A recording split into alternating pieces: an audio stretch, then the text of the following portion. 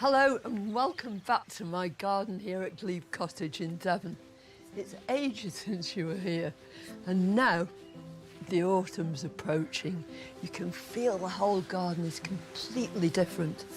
Everything's getting softer, more subdued, but richer and richer day by day.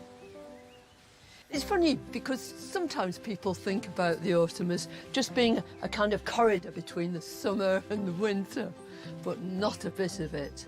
It's its own very special season, and to me, it's one of the most delightful times of the year.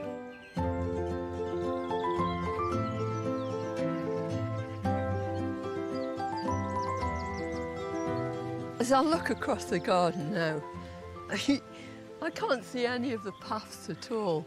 All you're aware of is these lovely sort of lolloping mounds and these great huge sprays of grasses.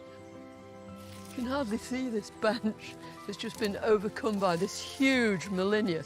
You know, now it's all sort of purple and deep green, but very, very soon it'll start to change and it'll become golden and mellow. But autumn's like that. It's the gentle season.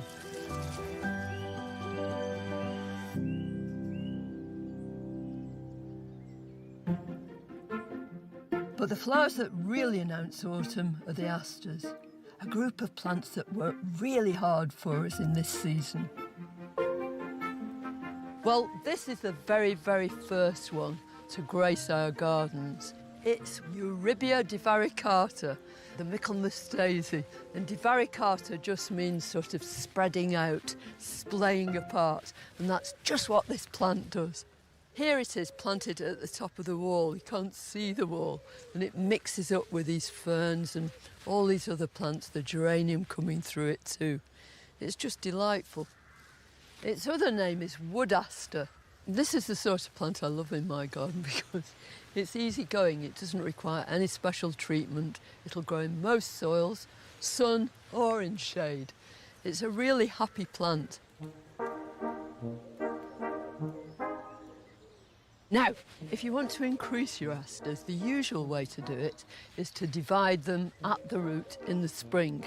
Because they flower late, it's much better. But there's another way. You can actually grow new asters from cuttings. So this is a huge aster called Calliope.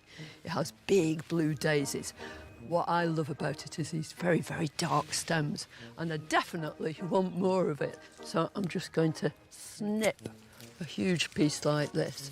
So it's these little side shoots which are going to make lots of new plants. Should get several out of that.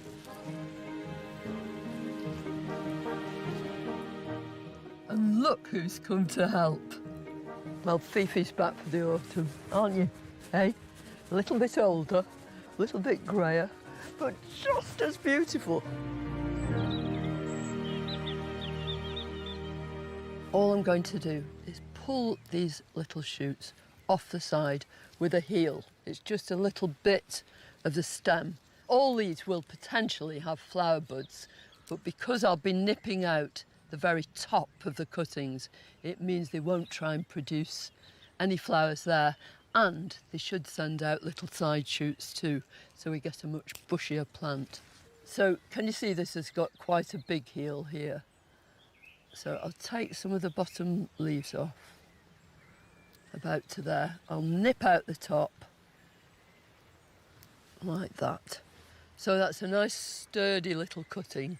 So I'm going to take my very sharp knife to neaten it up, really, just so there are no extra bits which might make the cutting rot. So that's fine. I've got some clay pots, because I always prefer clay pots for taking cutting. Things root much more readily in them. And I fill them with nice gritty compost. And I'm just using my favourite chopstick, pushing this cutting down so it's that bare bit of stem is just under the surface of the soil, and then firming it in. And I'm going to proceed right around the pot. There's my hole. Push them in. They don't want to touch each other in the pot whilst they're rooting. Just a degree of separation between them all. And the next one, this is lovely. It's my first bit of autumn propagation. That familiar noise of the shovel in the gravel and just right over the top of there, because that keeps in the moisture, keeps down the weeds, and it stops your cuttings from rotting too. And then I'll take them to a nice, warm, bright place, but not in direct sunlight. And I water them really, really thoroughly. And it's lovely to be taking stuff from the garden, making more plants, and then I'll return them to the garden. Why not try this yourself? First, take some side shoots from the parent plant. Make holes round the rim of a compost-filled pot. Gently push in the cuttings, firm them in, and water well. Straightforward.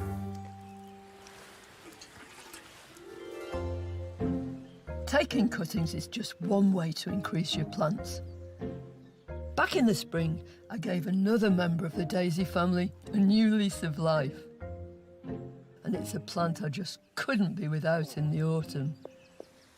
It's quite heavy.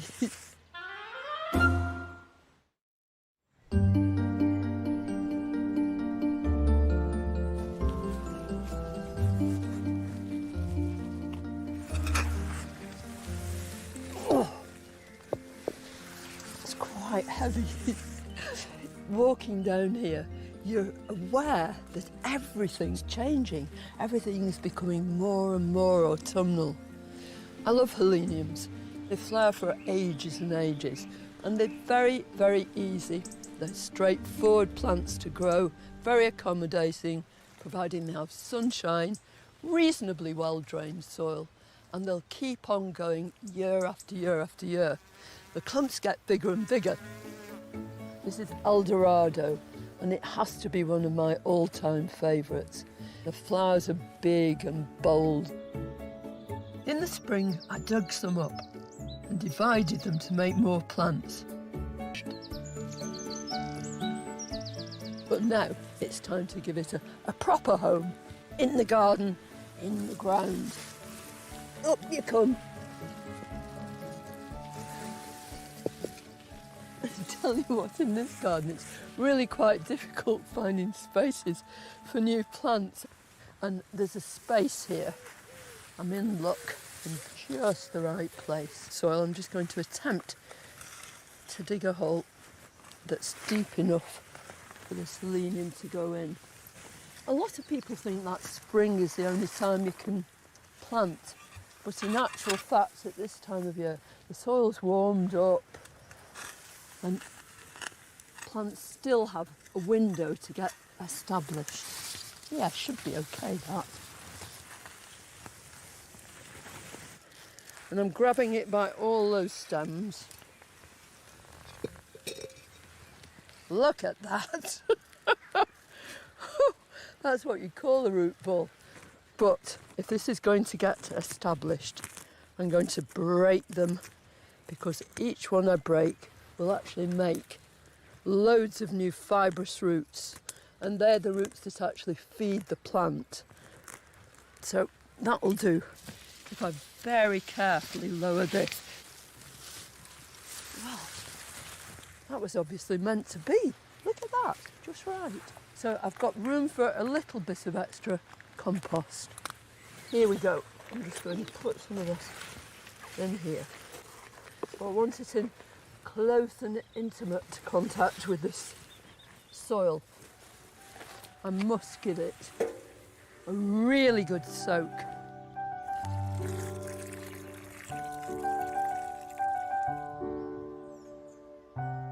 We always associate autumn with fruitfulness, and it's the time at which seed is dispersed. How wonderful to get out beyond my garden to see one of our native plants doing just that. Come on. Just look at this, isn't it wonderful? You can't imagine anything being more covered in seed, ready to blow around all over the place. and this is where it belongs, at the edge of a field. This is creeping thistle, Cirsium arvensi. And arvensi just means living in a field or on ploughed land. And that's where this plant absolutely loves to live. There are lots and lots of tiny flowers that go together to form each of these flower heads. And once it's pollinated, then this thistle down will be produced. First of all, you get these lovely purple thistles, and they're actually incredibly sweetly scented. They smell of honey. And every one of these heads of thistledown will have been visited by hundreds of insects who've pollinated it and then turned it into seed. If you'd pick up some of this fluff, you can see each one has a seed, and each one is its own separate parachute that just flies off into the air and lands somewhere far away from the parent plants. Creeping thistle is a very invasive plant, so I'm definitely not suggesting you grow it in your garden. But insects relish the nectar, and many birds depend on its copious seed for nourishment. If this crops up in our gardens, we all want to get rid of it, but it doesn't stop us marvelling at the way in which this plant distributes its seed. I'm not going to collect any of this seed, but there's lots in the garden that I'm just itching to get my hands on. I'm heading off to my new cutting garden, where there should be loads of seed ready to collect.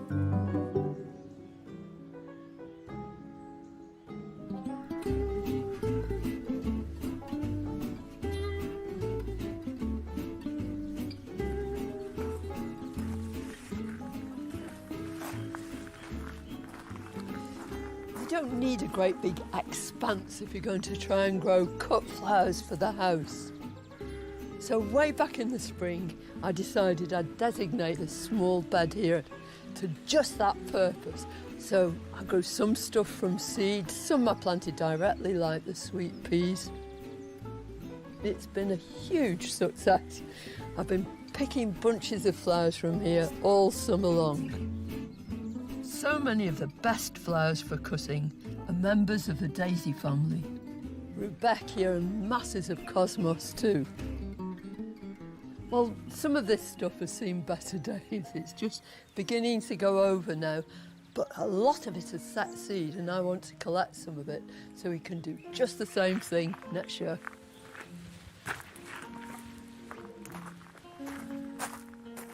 All sorts of seed heads here, but this was the one I was particularly keen on.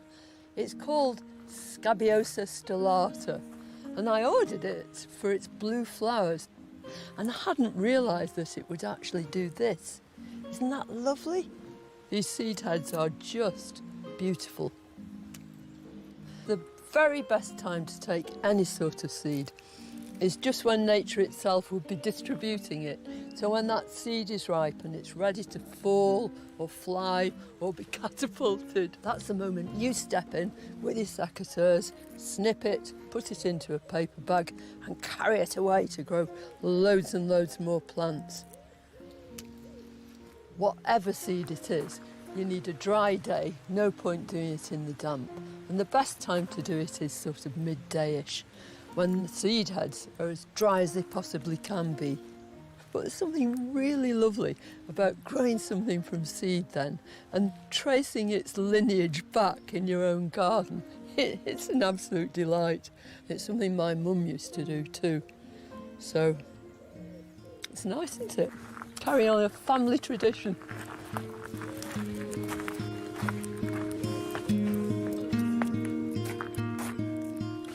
There's my beautiful scabious heads there, but I've got a little selection here of some of the seed heads from around the garden.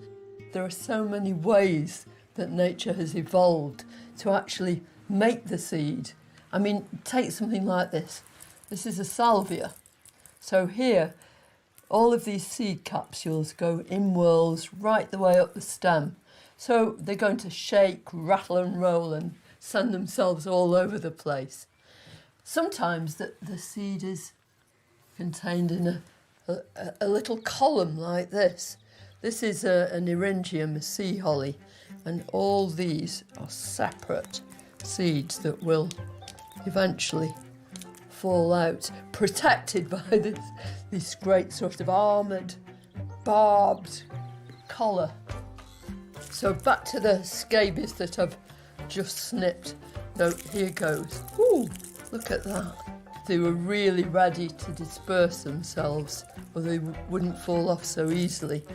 This little dainty, perfect shuttlecock. It's just gorgeous. On a windy day, that little parachute would take it off in different directions.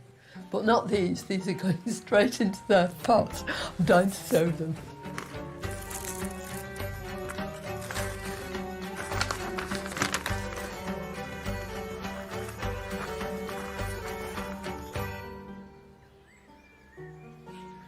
While I'm down this way, I've forgotten all about this campanula. It's one of my favourite plants.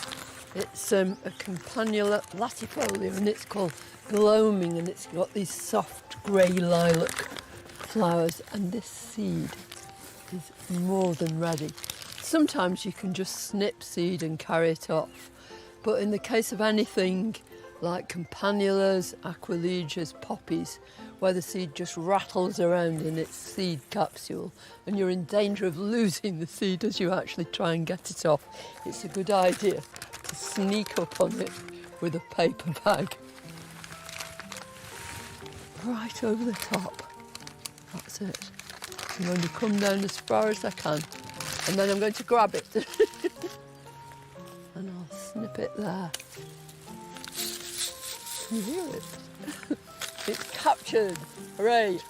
There's masses of it. And I'd quite like to give some of this seed away because a lot of people have admired this plant.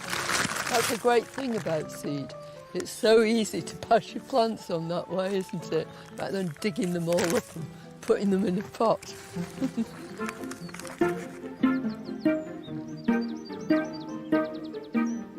I often sow some of my seed in the autumn, even though daylight decreases and the temperature drops. It means they'll grow more slowly through the winter, but it's a way to have some plants ready earlier in the spring. What we want to do is sow our lovely scabious. There's a module tray here just with ordinary compost in it. So just one seed per module. You can just pick it up by this little skirt and push it into the compost. It's great, but I don't bury it under loads of compost. So, as per usual, I'm going to cover these with a bit of grit. Just a little covering, because I don't want them to rot. And then I just want to label it, water it, give it a little dash there.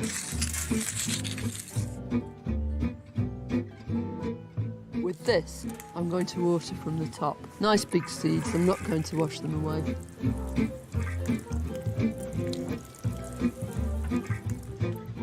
Next, I'm going to sow the tiny seeds of my campanula using a half seed tray. I love these because it gives me a bigger surface area. I can sow my seed quite sparsely on here, and it's really easy to prick out because those roots only need to go down a little way before you start lifting them out and potting them into something else. It's quite nice because here it comes. Oh! This is lovely because the seed is really pale, so I'm going to be able to see exactly where I've sown it on here. So not too thickly, a sort of couple of inches above the surface of the tray, because if you do it too close, it tends to, you get little clumps of seed and you don't want that. I always go round the edge and then into the centre. So I've got all bases covered there. I'll give this a little press down. And then more grit. You just want a fine, even layer of it. That, because there are all these little separate pieces, the light can still get through. Another press down with that. another label. I'm just going to stand the tray in some shallow water and I'll wait for that to sort of percolate to the top. So once it's watered and drained, I'll put it into my greenhouse. You could just use a windowsill at home as long as it's reasonably warm and it's got some light to help that seed germinate. And then next year, I'll be able to plant them out in the garden. When I'm sowing seed, I use individual modules for larger seeds.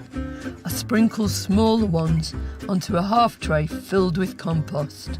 And I always finish off with a sprinkling of grit. Next, I'll be getting to grips with the gorgeous edible produce in my autumn garden. Couldn't be much fresher than that, could it? Really important part of our garden life at Klein Cottage. I think the whole idea that you can actually grow stuff that you can eat, it's right by the house. It's absolutely fresh, you know just what's on it and in it. So my veg garden this year has had lots of ups and downs, let's put it like that. In the spring, it was all about preparing for the growing season ahead, digging trenches for my spuds, planting out shallots in ridges. You can just see the top of the onion poking out, and sowing squash and courgette seeds. Come summer, it was time to harvest, pulling up the first of my potatoes, picking aubergines, and plenty of perfectly plump courgettes. But there's still loads and loads of stuff to harvest, and it's the autumn that you really do associate with actually reaping the benefits of what you sowed earlier on, or planted. We grow lots of traditional things, beetroot and parsnips, but earlier this year I thought we'd try planting something that's a bit different, something really rather special, and I want to see how it's getting along.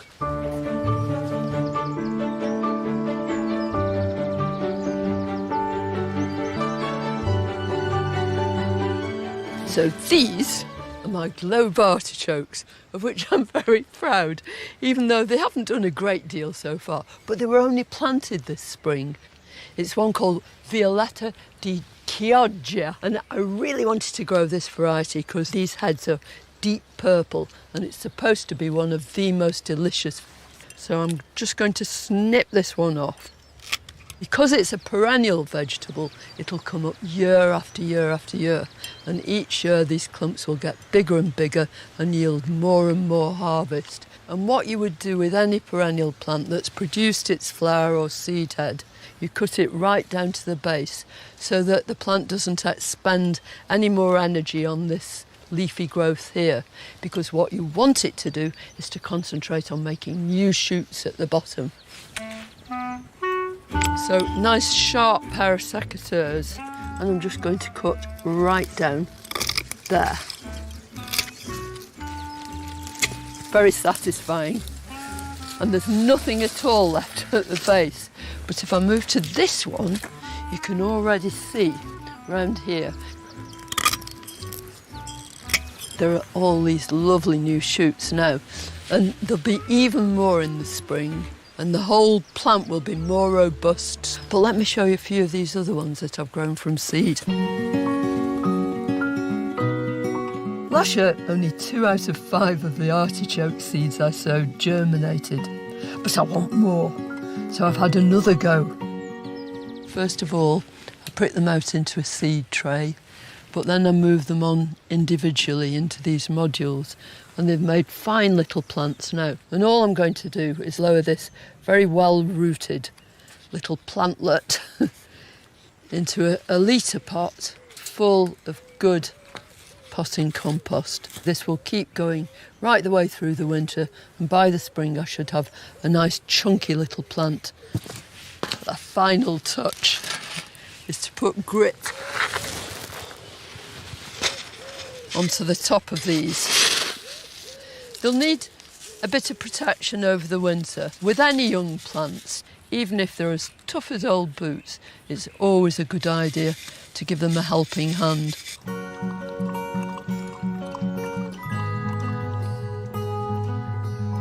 In another part of the garden, I've grown a close relation to the edible artichokes. Just look at that. It is a majestic plant, isn't it? These beautiful, great big thistly heads. I love that colour too, all those purple petals. It's gorgeous. Now this is a cardoon. It's first cousins to our globe artichokes. I've never tried eating this, it looks a bit too prickly really. But what I love about it most is how it comes into its own at this time of year. It's such a statuesque plant. I mean, all this was knee-high until about sort of June, July it started to grow, and now they're all battling for space and at the same time really enjoying each other's company. I also planted something else from the daisy family, one you can eat. Look how tall they are now. These are our Jerusalem artichokes.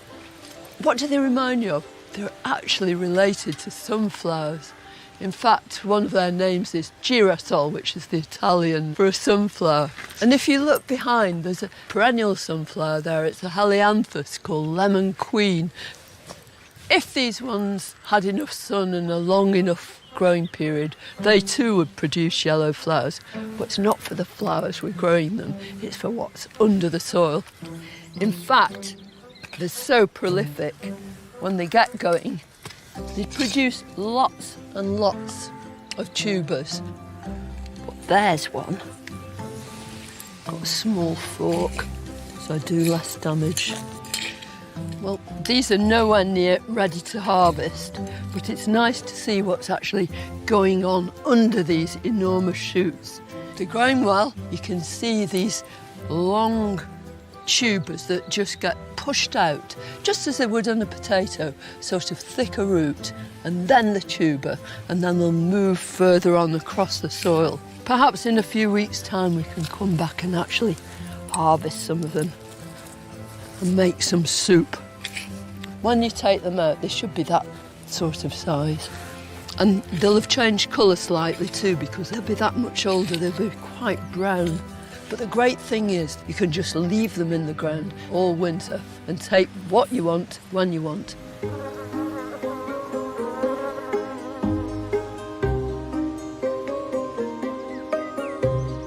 But there's another kind of vegetable that definitely is ready for harvesting.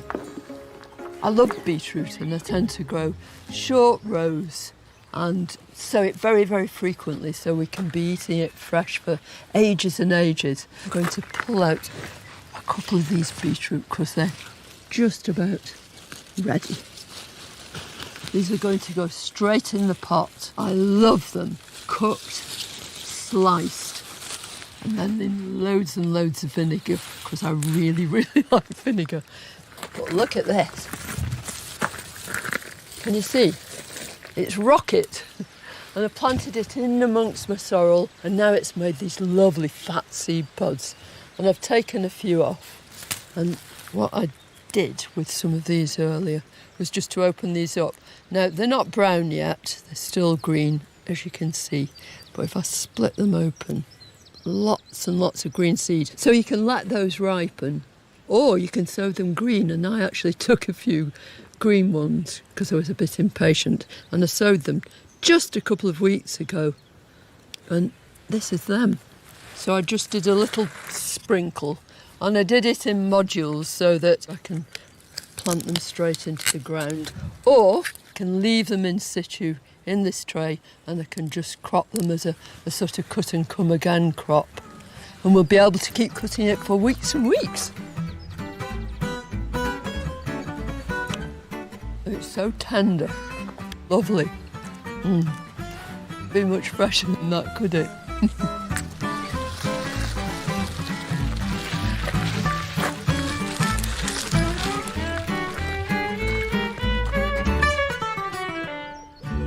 Aren't these lovely? They're so handsome and they're so autumnal too. They're the seed heads of Nigella damascena, love in the mist. And it's just as pretty in seed, I think, as it is in flower. They make wonderful decorations, but I've got a purpose for these. I want to take the seed and sow around the garden. And if you hold it,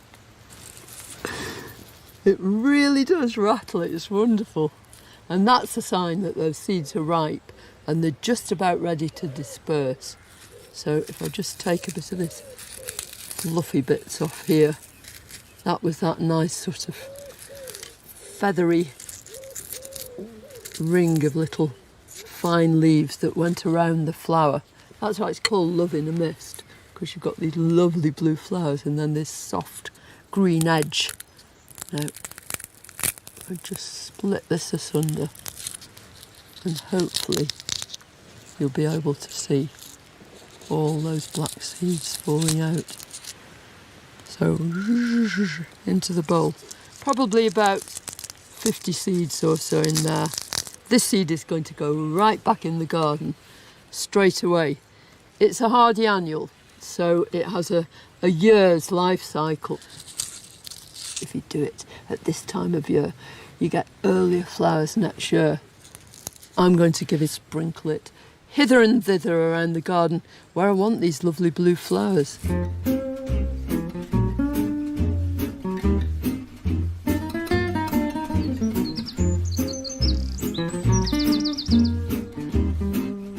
So I step gingerly into there.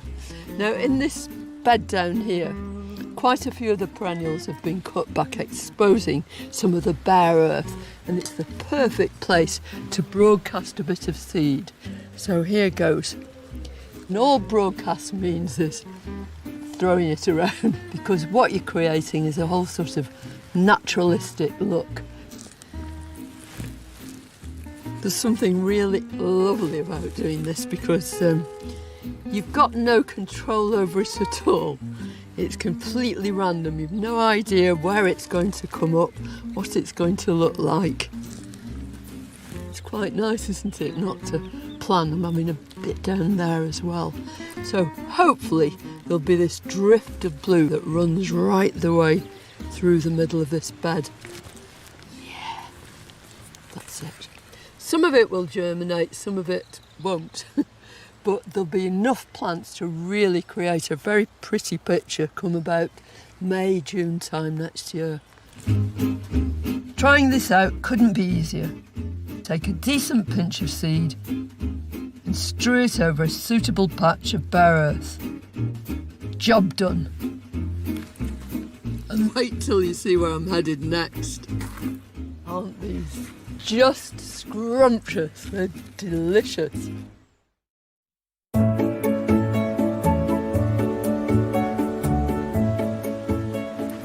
This morning there's a bit more of a nip in the air. You can really tell that autumn's on its way.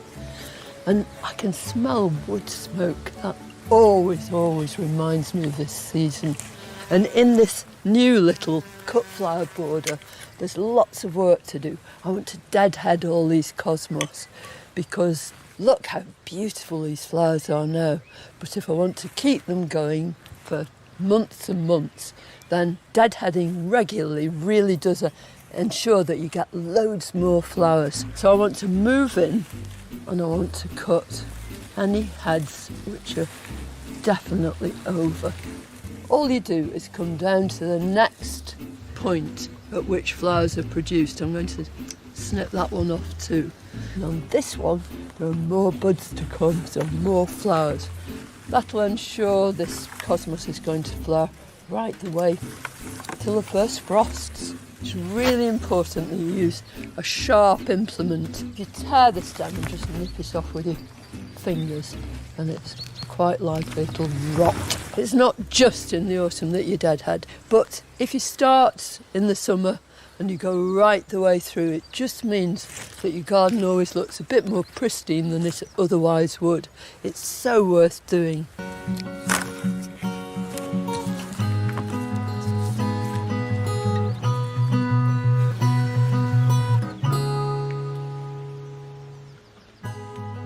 Whatever size your garden is, whether it's vast or a courtyard or even a window box, all us gardeners are interested in keeping a succession of flower and colour for as long as we possibly can. And one of the very best ways of doing that is to make use of pots and containers to really keep colour going right through the autumn. And I've got in mind a couple of unusual receptacles that are in need of a revamp. These two magnificent iron pots stand at the foot of the steps up to the front of the house. And every year we try and change whatever's in them. And this time I want to plant something that's specifically for the autumn, that's going to take us on with that gorgeous colour right the way through into November or so. But if you're growing stuff in a pot, it really is important to refresh the compost before you start planting anything new. Now the compost that's in these pots is really good stuff. It's a mix of peat-free, lots and lots of loam in here, lots of grit, a bit of fertiliser. What I'm going to do is top this up as I plant with the same sort of stuff. But now, enter the plants.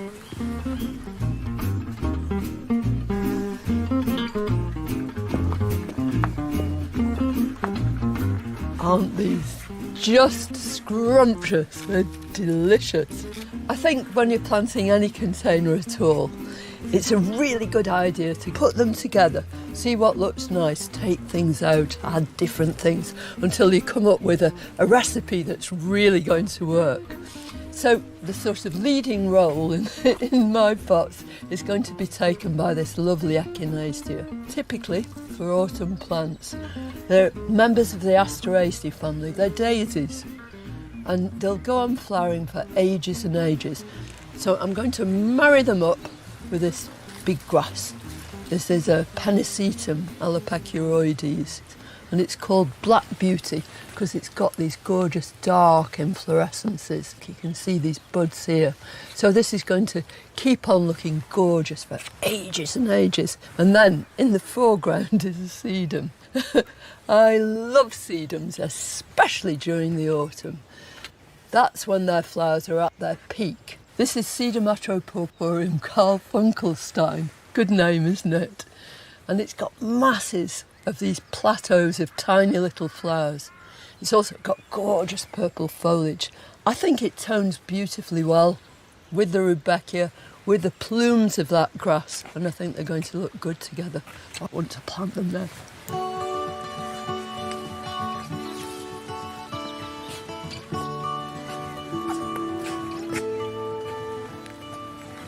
I'm going to start with the grass, with this Pennisetum.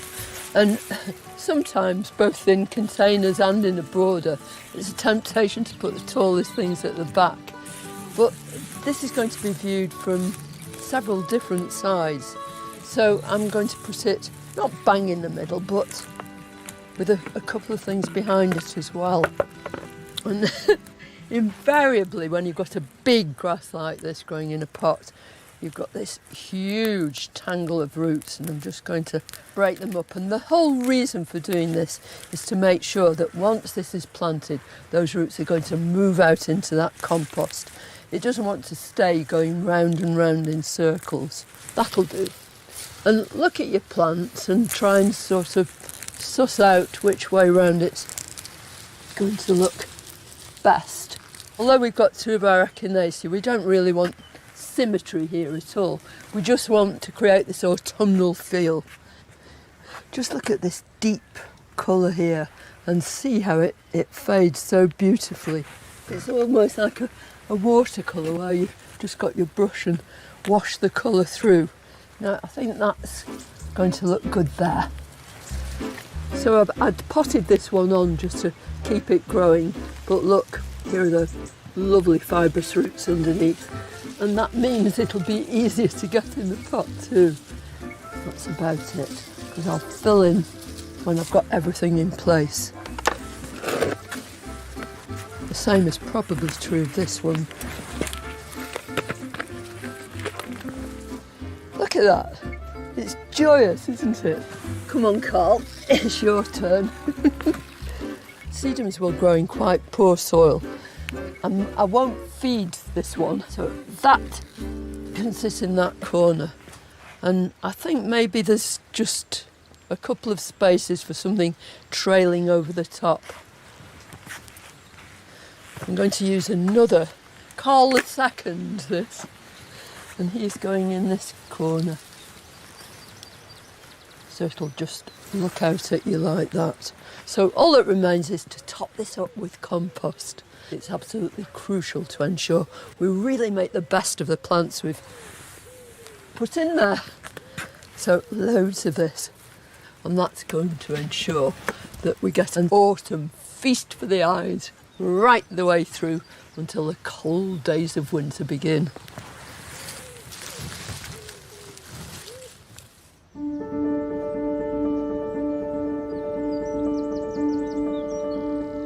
It's such a lovely feeling.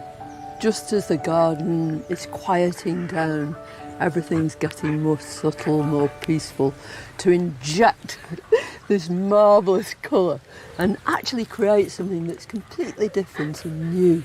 It really is lovely. And what's more, it's not just new, but it epitomises the season, autumn. Next time, we'll be swishing through glorious autumnal grasses. The whole thing will go completely golden, absolutely beautiful. And in the veg garden, there'll be squashes, spuds, and a dahlia that thinks it's a potato. See you next time. Carol returns, kicking through the leaves next week at 7. Princess Michael of Kent made it into the firm, but not everyone approved. The controversial royal is brand new Saturday night at 5 to 9. Next, Channel 5's Hunker Down Thursday continues. New world's most scenic railway journeys in Sweden.